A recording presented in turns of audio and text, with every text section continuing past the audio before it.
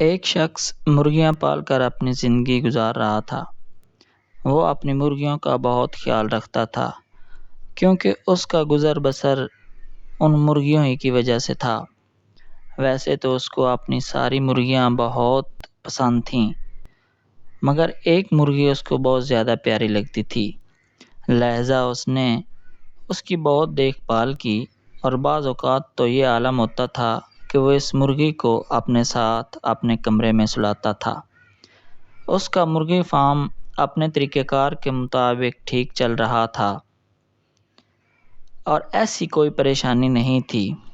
اسے ایک دن جب وہ اپنے کھیت میں آیا تو وہ اپنی اس خاص مرغی کا انڈا دیکھ کر چونک گیا اور انڈے کو پکڑ کر بار بار دیکھنا شروع کر دیا، کیونکہ یہ انڈا کوئی عام انڈا نہیں تھا۔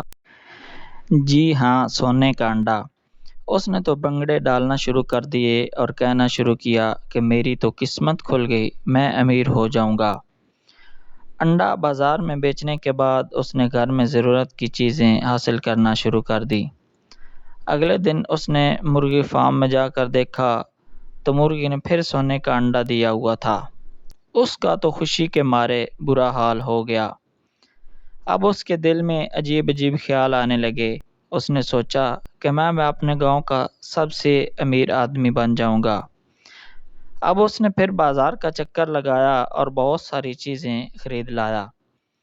ہر وہ چیز جو کبھی وہ سوچا کرتا تھا کہ اس کے پاس ہوں، سب خرید لایا۔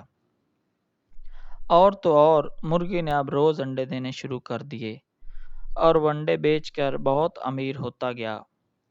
اب اس نے اپنا نیا مکان تعمیر کیا، لیکن دولت مند بننے کی خواہش میں اس کا لالچ بڑھتا گیا۔ ہر گزرتے دن کے ساتھ اس کا لالچ مزید بڑھتا گیا۔ وہ اب یہی سوچتا رہتا کہ جلد از جلد امیر کیسے ہوا جائے، اور یہ سوچنا شروع کر دیا کہ روزانہ ایک سونے کے انڈے سے تو بہت زیادہ وقت لگ جائے گا، کیوں نہ میں سارے انڈے ایک ہی وقت میں نکال لوں مرغی سے۔ یہی سوچتے سوچتے وہ سو جاتا ہے اور صبح اٹھ کر اپنے مرغی کے فارم میں واپس آتا ہے اور کہتا ہے ایسا لگتا ہے کہ آج بھی صرف ایک انڈا، میں جلدی سے مالدار نہیں ہو پاؤں گا، میں ایک بار میں سارے انڈے نکال دیتا ہوں، اس طرح سے کہ مجھے ایک بار میں سارے سنہری انڈے مل جائیں گے۔ وہ مرغی کو ذبح کرنے کا پروگرام بناتا ہے اور لالچ میں اتنا اندھا ہو جاتا ہے کہ مرغی کو ذبح کر دیتا ہے، اور جب پیٹ چاک کرتا ہے تو دیکھتا ہے کہ یہاں پر تو ایک بھی سنہری انڈا نہیں ہے۔ وہ رونا اور چیخنا چلانا شروع کر دیتا ہے کہ اے خدا، میں نے کیا کیا؟ میں نے اپنے لالچ کی وجہ سے اپنا نقصان کر لیا۔ سے ہمیں یہی سیکھنے کو ملتا ہے کہ لالچ بری چیز ہے۔ ہمیں کبھی بھی لالچ نہیں کرنا چاہیے۔ ہمیں سب کو جو ملتا ہے اس سے مطمئن ہونا چاہیے۔ جلد بازی نہیں کرنی چاہیے۔ ہر کام کا ایک وقت مقرر ہوتا ہے اور اسی متعین وقت کا ہی انتظار کرنا ہوتا ہے۔